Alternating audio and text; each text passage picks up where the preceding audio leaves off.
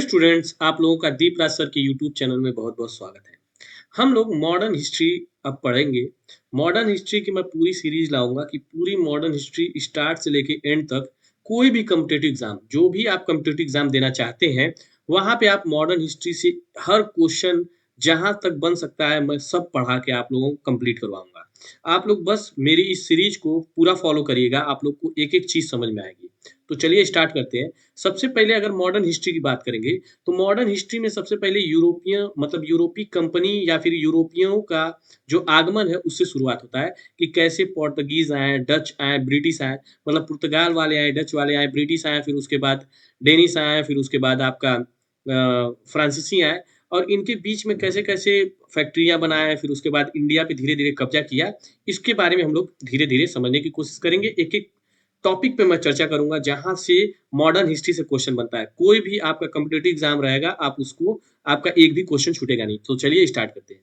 सबसे पहले अगर यूरोपीय कंपनियों की बात करते हैं, सबसे पहले अगर हम यूरोपीय कंपनियों को देखते हैं तो यूरोपीय कंपनियों का आगमन की अगर हम बात करें तो ये जो है इसकी पृष्ठभूमि शुरू होती है 14 से 15वीं शताब्दी के बीच में। कब शुरू होती है? तो 14 से 15वीं शताब्दी के बीच में।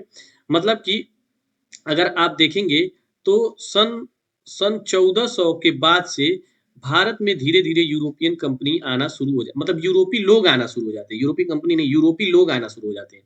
अब आपके मन में सवाल होगा कि सर यूरोप क्या है? तो इसको देखिए, हम मैप आपके लिए इसीलिए लाए हैं। देखिए, अगर इस मैप को देखेंगे आप तो यहाँ वाला हिस्सा जो है, ये देखिए, ये पूरा जो हिस्सा है, ये वाला हिस्सा, ये यूरोपीय कंट्रियों में आता है। ठीक, ये एक यूरोप महाद्वीप है और इसमें जो भी कंट्री आती है वो यूरोप देश के नाम से या यूरोपीय कंट्री के नाम से जानी जाती है। जिसमें जो सबसे अग्रणी रहा था, मतलब आने में अगर सबसे पहले देखा जाए तो पुर्तगाल था, फिर उसके बाद आपका यूके था, यूके के बाद स्पेन, और इस तरीके से धीरे धीरे धीरे धीरे करके आते गए। फिर उसके बाद अगर आप देखेंगे तो फ्रांस आया। ठीक, और फिर इधर आपका क्या नाम है कि आपका फ्रांस आया, स्पेन आया। ठीक, ऐसे करके धीरे धीरे आना शुरू किए थे। अगर सबसे पहले की बात किया जाएगा तो पुर्तगाल के लोग सबसे पहले आए थे। अब ये क्यों पुर्तगाल के ही लोग सबसे पहले आए, मतलब कि सबसे पहले समुद्री मार्ग से आए, इसके बारे में हम चर्चा करेंगे। ठीक, तो धीरे धीरे स्टार्ट करते हैं। तो देखिए, सबसे पहले पुनर्जागरण की अगर बात करेंगे तो पुनर्जागरण जो हुआ था वो आपका कहाँ पे हो गया था? वो आपका जो हो गया था वो हो गया था 14 से 15वीं शताब्दी में यूरोप में पुनर्जागरण शुरू हुआ था। और पुनर्जागरण कैसे हुआ था? स्पिरिट ऑफ इंक्वायरी, मतलब जिज्ञासा की भावना। इन लोगों के अंदर जिज्ञासा की भावना बहुत ज्यादा थी, बहुत ज्यादा जिज्ञासु थे लोग। और जब जिज्ञासु थे तो इसी जिज्ञासु होने की वजह से ये लोग दिशा सूचक यंत्र कंपास की खोज कर दी। किसकी खोज कर दी? कंपास की खोज कर दिया। और परिवहन को आसान बना दिया, जिससे लंबी दूरी की जो समुद्री यात्रा थी उसको, देखिए ये आप कंपास देखे होंगे, जिसको कैंपस कैंपस या कंपास कैंपस कई लोग बोल देते हैं, कैंपस नहीं कंपास होता है। ठीक ना, दिशा सूचक यंत्र जिसको बोला जाता है। तो इसमें अगर देखेंगे तो ऊपर की ओर नॉर्थ, इधर देखेंगे तो आपका ईस्ट, और यहाँ देखेंगे तो साउथ, और इधर देखेंगे तो वेस्ट। तो इस तरीके से कंपास में बना होता है और उसके मदद से हम दिशा का पता लगाते हैं। और जब समुद्र में क्या होता है कि समुद्र में कुछ नहीं दिखाई देता है। जब तक अगर आप दिशा का पता नहीं लगा पाएंगे तो आप कुछ भी चीज खोज नहीं सकते हैं। ठीक, तो होपफुली आपको समझ में आएगा कि क्यों पुर्तगाल के लोग, मतलब कि यूरोपियन कंट्री, मतलब इन लोगों के अंदर जिज्ञासा जग गई। और जब जिज्ञासा जगी तो ये लोग दिशा सूचक यंत्र खोज लिए। और जब दिशा सूचक यंत्र खोज लिए तो फिर ये लोग सोचे कि हम इस महाद्वीप में रह रहे हैं, इस जगह, इस देश में रह रहे हैं, तो अगर यहाँ से निकल के समुद्र के रास्ते से अगर इधर जाएं, ठीक, और अगर इस साइड आए तो क्या होगा, मतलब कौन सी चीजें मिलेंगी, क्योंकि किसी को पता नहीं था उस समय तक। तो उन लोग के मन में सवाल आया और फिर उसके बाद चलना शुरू किए।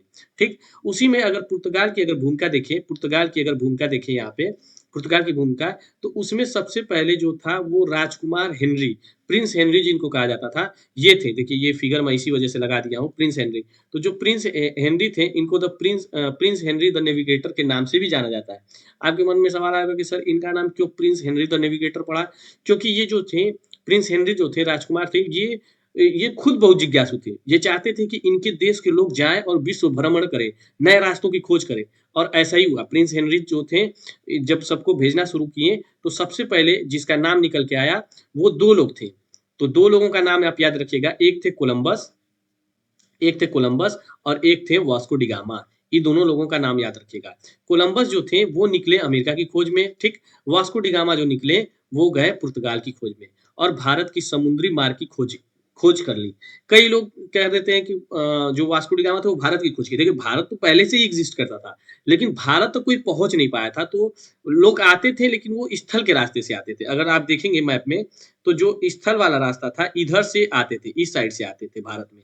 लेकिन कोई कभी भी इस रास्ते से नहीं आया था। तो इसके बारे में सबसे पहले वास्को डी गामा ने खोजा और सहायता कौन की थी? अब्दुल माजिद ने। कौन क्या था? अब्दुल माजिद एक गुजराती पथ प्रदर्शक थे, इनकी मदद किए। ये एक एक अब्दुल माजिद जो थे, ये एक व्यापारी थे जो गए थे कहाँ पे? यहाँ पे अफ्रीका कॉन्टिनेंट में गए थे।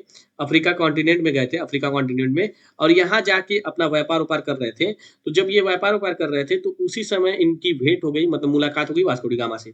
जब वास्को डी गामा से अब्दुल माजिद मिले, तो अब्दुल माजिद ने कहा कि ऐसा है कि मतलब वास्को डी गामा ने कहा कि भारत कहाँ है? तो अब्दुल माजिद इनको लेके कहाँ चले गए? भारत लेके चले गए। और जब भारत लेके गए, तो किस रास्ते से लेके गए? तो उत्तर उत्तर मासा अंतरीप, जिसको कहा जाता है केप ऑफ गुड होप, इस रास्ते से। अब कहेंगे कि sir Cape of Good Hope क्या है? इसको देखिए, समझिए। देखिए, यहाँ पे है पुर्तगाल, अभी मैं मैप पे दिखाया था। ये रास्ता चलते-चलते यहाँ से होते यहाँ पे आए। यहाँ जो ये वाला जगह है, इसी को बोला जाता है, ये वाला जगह, इसको बोला जाता है केप ऑफ गुड होप। देखिए नीचे की साइड लिखा हुआ केप ऑफ गुड होप। तो ठीक, तो ये केप ऑफ गुड होप था। यहाँ पे पहुँचे तो उनको लगा कि यही भारत है। लेकिन फिर वहाँ पे मिल गए कौन? अब्दुल माजिद। मैं देखिए लिखा हूँ, अब्दुल माजिद मिल गए। अब्दुल माजिद जो थे वो कहे कि ये भारत नहीं है, आपको मैं लेके चलता हूँ। तो अब्दुल माजिद यहाँ से लेके आपको यहाँ पे कालीकट एक जगह है, केरल का तट है, वहाँ ले गए। और वहाँ पे केरल के जो राजा थे, वास्को डी गामा का बहुत स्वागत किए। जब वास्को डी गामा पहुँचा भारत में, देखिए यहाँ पे भी मैं मैप लगा दिया हूँ। देखिए यहाँ से निकले थे, यहाँ से घूमते-घूमते यहाँ पे केप ऑफ गुड होप पहुँचे, फिर यहाँ से घूमते-घूमते यहाँ पे आपका कालीकट पहुँच गए। ठीक, जब कालीकट वास्को डी गामा पहुँचे, तो वास्को डी गामा का बहुत अच्छे से स्वागत हुआ। कालीकट जो है वो मालाबार तट पे है। कभी-कभी प्रश्न बन जाता है कि कालीकट किस तट पे है? तो आप बता सकते हैं कि कालीकट जो है वो मालाबार तट पे है। विरोध, वहाँ पहले से मौजूद अरब व्यापारी ने पुर्तगाल के आगमन का विरोध किया। अब मतलब ये थोड़ा-सा कॉन्फ्लिक्ट हो गया, क्योंकि देखिए अगर आप कहीं पे पहले से व्यापार करेंगे और कोई दूसरा आके वहाँ पे व्यापार करने लगा, तो आपके अंदर विरोध की भावना आएगी कि नहीं आएगी? तो अरब के लोग ऑलरेडी भारत में व्यापार कर रहे थे, और जब देखे कि वास्को डी गामा यहाँ पे कालीकट में आके व्यापार करना शुरू किए, तो वो लोग भी विरोध करने लगे। ठीक? आप लोग को होपफुली समझ में आ रहा होगा। तो वो लोग भी विरोध करने लगे, लेकिन वहाँ के जो केरल के राजा थे, जिनको जेमुरिन कहा जाता था, उन्होंने उनका खूब अच्छे से स्वागत स्वागत किया। किसका? वास्को डी गामा का। बहुत अच्छे से स्वागत किया। और वास्को डी गामा जो थे, वो क्या किए कि बहुत सारा मसाला लिए। ठीक, बहुत सारा मसाला लिए वास्को डी गामा में। देखिए यहाँ पे लिखा हुआ है कि व्यापारिक व्यापारिक सफलता और वापसी वापसी में वास्को डी गामा भारत से मसाले, विशेषकर काली मिर्च लेकर पुर्तगाल गया, वापस गया। भारी मुनाफा हुआ और पुर्तगाल इन सामानों को बेचने पर उसे खूब मुनाफा हुआ। मतलब कि उसको इतना ज़्यादा मुनाफा हुआ कि पूछिए नहीं, 60 गुना, लगभग 60 गुना मुनाफा। मतलब कि अगर वो ₹10 का सामान लेके गया था, तो इसमें 60 का गुणा कर दीजिए, मतलब कि ₹600 का सामान ले जाके बेच रहा था। इतना ज़्यादा फ़ायदा हो रहा था। मतलब ₹1 का अगर सामान लेके गया है, तो इसमें 60 का गुणा कर दीजिए, मतलब ₹60 में वो जाके सामान को बेच रहा था। कहाँ पे? पुर्तगाल में, इंडिया से लेके गया, ठीक? और जब वो गया, तो फिर वो पुनः आया, इस मुनाफे के नाले से वो फिर से वापस आया। तो अब देखिए, एक क्वेश्चन बनता है हमेशा कि वास्को डी गामा भारत कब आया? तो 1498 में, पहला प्रश्न। दूसरा कि वापस कब आया? तो 1502 एडी में। ये चीज़ याद रखिएगा आप लोग। कभी-कभी प्रश्न घुमा के पूछ देता है कि वास्को डी गामा भारत कब आया था? तो वास्को डी गामा जो है भारत आया था 1498 में, और वास्को डी गामा वापस भारत कब आया? तो 1502 में। ठीक, होपफुली आपको ये समझ में आया होगा। प्रथम व्यापारिक कोठी, प्रथम फैक्ट्री की अगर बात की जाए, तो पुर्तगाल के लोग जब धीरे-धीरे आने लगे, तो वो एक गोदाम ले लिए थे। गोदाम क्या करते थे कि घेरा कर देते थे और घेरा बना के वहाँ पे रहते थे। अभी वाली जो फैक्ट्री होती है वैसी फैक्ट्री नहीं थी, ये दूसरी तरीके की फैक्ट्री होती थी। तो प्रथम फैक्ट्री 1503 में पुर्तगाल ने अपनी पहली फैक्ट्री कोचीन में स्थापित की, और द्वितीय फैक्ट्री 1505 में अपनी दूसरी फैक्ट्री कुन्नूर में बनाई। तो आपके मन में देखिए 4 सवाल मैं आप लोगों से आपके मन में डालता हूँ। देखिए पहला कि वास्को डी गामा कब आया? तो आप कहेंगे कि सर 1498 में आया। फिर उसके बाद बहुत सारा मुनाफा हुआ, तो फिर कब दोबारा आया? तो दोबारा आया 1502 में। फिर उसके बाद आपसे प्रश्न बन सकता है कि व्यापारिक कोठी कब खोली गई? तो पुर्तगाल ने अपनी पहली गोदाम कोच्चिन में स्थापित की, कब की? 1503 में। फिर पूछ सकता है कि द्वितीय फैक्ट्री कब स्थापित की? तो 1505 में। दूसरी फैक्ट्री कहाँ पे बनाई? तो कन्नूर में। पहली फैक्ट्री कहाँ पे बनाई? कोच्चि में। आपके दिमाग में ये सब चीज़ होना चाहिए, ठीक ना? इससे प्रश्न बार-बार बनता है, रिपीटिवली ये क्वेश्चन बनते रहते हैं, ठीक? आगे चलते हैं, प्रमुख पुर्तगाली वायसराय, उसमें प्रमुख जो वायसराय थे, वो थे आपके फ्रांसिस्को डी अल्मीडा 505 से 509 में। ये क्या नाम है कि जब पुर्तगाल के लोग आने लगे, तो पुर्तगाल से वहाँ से वायसराय आने लगे। जो वायसराय रहते थे, वो कंट्रोल करने के लिए आते थे कि यहाँ पे जो व्यापार हो रहा है, वो कैसे हो रहा है।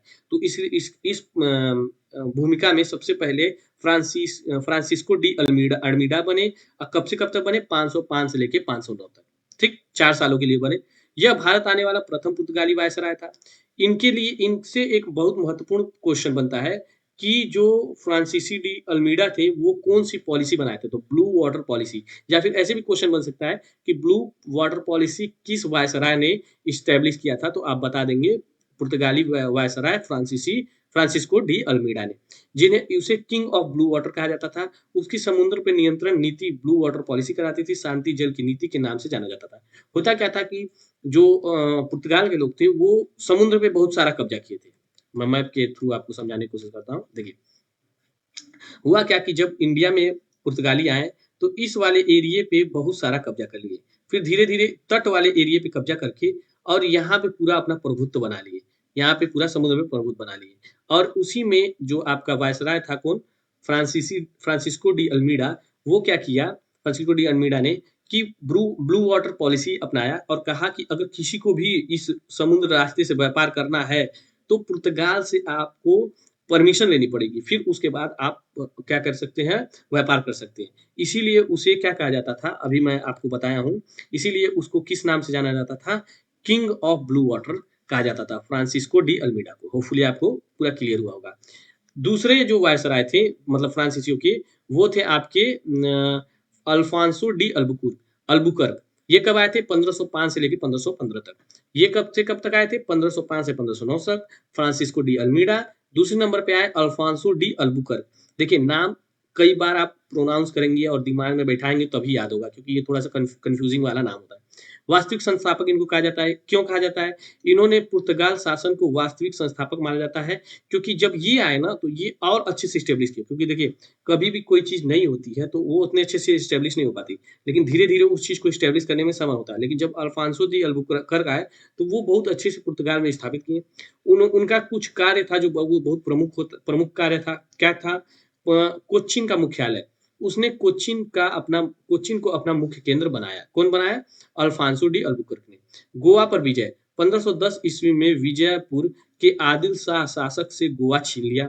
सती प्रथा पर रोक। उसने अपने प्रभाव वाले क्षेत्रों में सती प्रथा को बंद करवा दिया। सामाजिक नीतियाँ। उसने पुर्तगालियों को भारतीय महिलाओं से विवाह करने के लिए प्रोत्साहित किया, ताकि पुर्तगाली आबादी और प्रभाव बढ़ सके।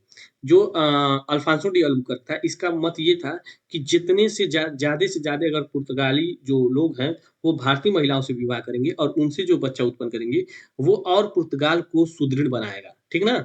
ये बहुत वास्तविक इसको संस्थापक इसीलिए कहा जाता है, क्योंकि ये बहुत सारे बदलाव करने की कोशिश किया था और जिसमें से सबसे महत्वपूर्ण क्वेश्चन बनता है कि गोवा पर विजय कब पाया था? तो गोवा पर विजय पाया था 1510 में। आप एकदम दिमाग में बैठा लीजिए कि गोवा पर विजय कब पाया था? तो गोवा पे विजय पाया था 1510 में। गोवा पर विजय पाया था 1510 में। कौन? आपका अल्फांसो डी अल्बुकर्क ने। ठीक? होपफुली आपको समझ में आया होगा। सती प्रथा को बंद करवा दिया था।